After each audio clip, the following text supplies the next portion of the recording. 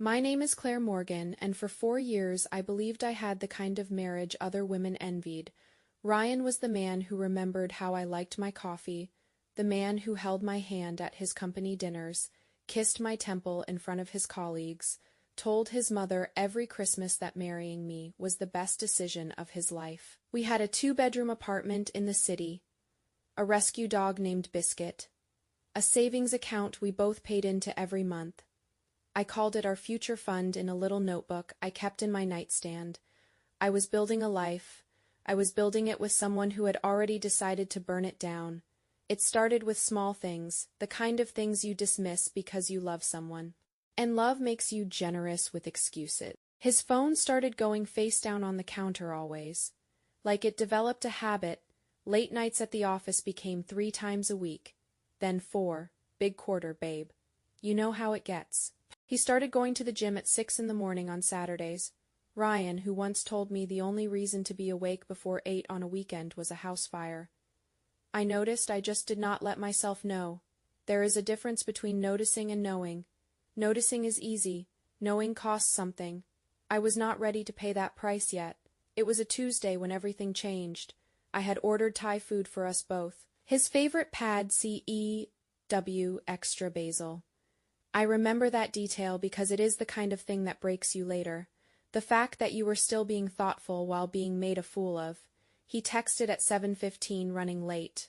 Don't wait up. So I ate alone at our dining table, fed Biscuit pieces of tofu, and opened my laptop to finish a client project.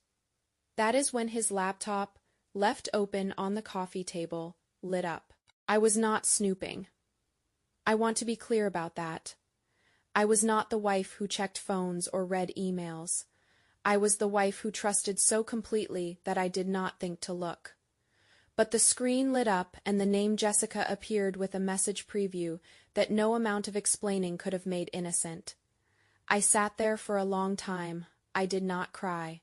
I did not scream. I did not call my best friend. I just closed his laptop, put away the leftovers, and went to bed. And while I lay there in the dark, listening to Biscuit breathe beside me, something inside me went very, very quiet. Not broken quiet, planning quiet. Ryan came home at 10:43 that night. I know because I watched the clock. He kissed my forehead. I pretended to be asleep. He smelled like cologne that was not his. I noted that, filed it away.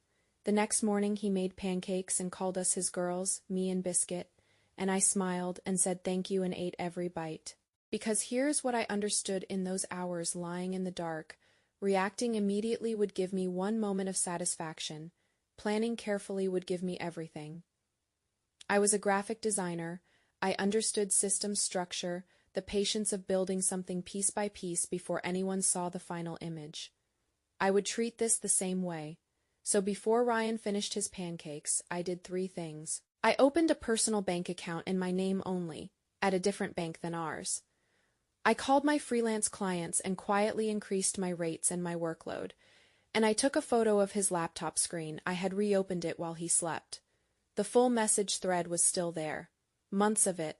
Insurance. Over the next 8 weeks, I became the best version of the wife Ryan thought he had, warm, present, attentive.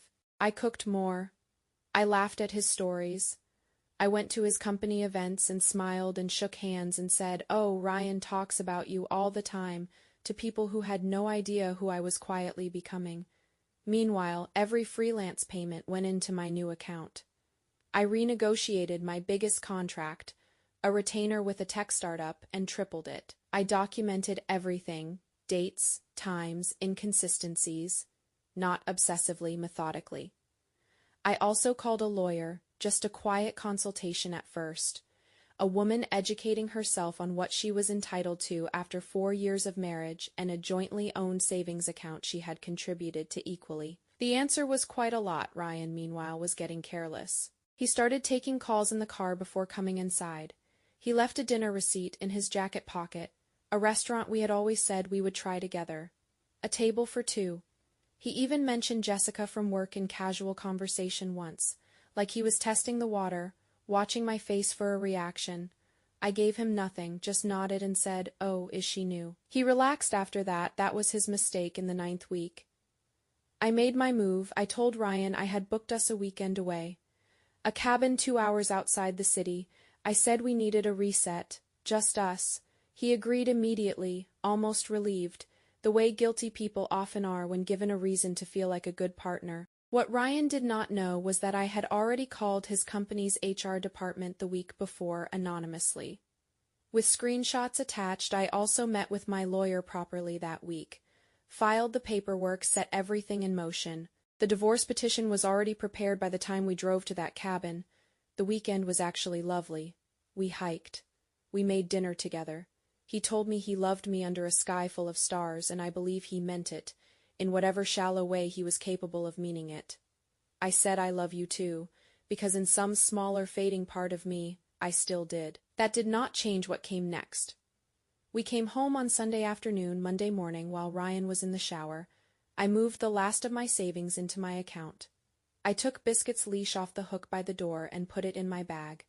I had already moved my most important belongings over 2 weeks prior. Slowly, a bag here and there to my best friend Dana's apartment, books, artwork I had made, the little notebook from my nightstand. Ryan came out of the shower in a towel, hair dripping, and said, "Want to grab breakfast somewhere?" I said, "There is something on the table for you." He looked at me, something shifted in his face. On the table was a single envelope inside. It was the divorce petition, and behind it, printed on one sheet, the full message thread. All of it.